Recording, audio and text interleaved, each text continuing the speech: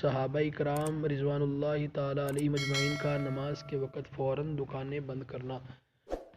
حضرت سیدنا عبداللہ بن عمر رضی اللہ تعالیٰ عنہما ایک مرتبہ بازار میں تشریف رکھتے تھے کہ جماعت کا وقت ہو گیا۔ دیکھا کہ فوراً سب کے سب اپنی اپنی دکانیں بند کر کے مسجد میں داخل ہو گئے۔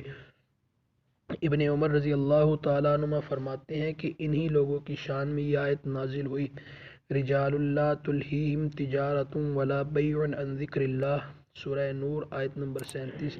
ترجمہ پوری آیت شریفہ کا یہ ہے کہ ان مسجدوں میں ایسے لوگ صبح اور شام اللہ کی پاکی بیان کرتے ہیں، جن کو اللہ کی یاد سے اور بالخصوص نماز پڑھنے اور زکوٰۃ دینے سے نہ خریدنا غفلت میں ڈالتا ہے نہ بیچنا۔ وہ ایسے دن کی پکڑ سے ڈرتے ہیں جس میں بہت سے دل اور بہت سی آنکھیں الٹ جائیں گی۔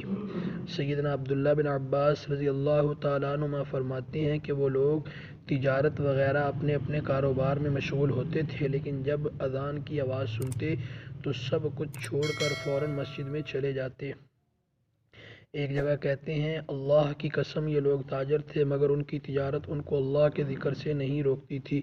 سیدنا عبداللہ بن مسعود رضی اللہ تعالیٰ عنہ ایک مرتبہ بازار میں تشریف رکھتے تھے کہ اذان ہو گئی۔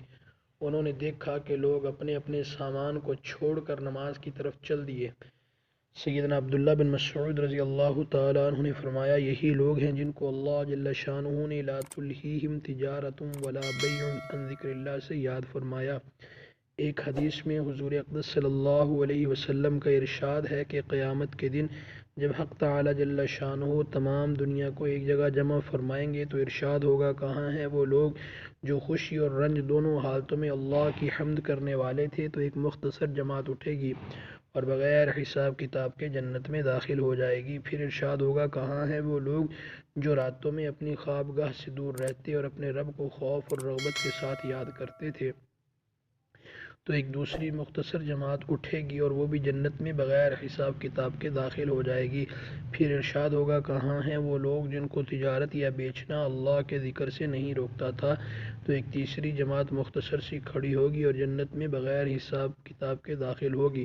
اس کے بعد بقیہ لوگوں کا حساب شروع ہو جائے گا۔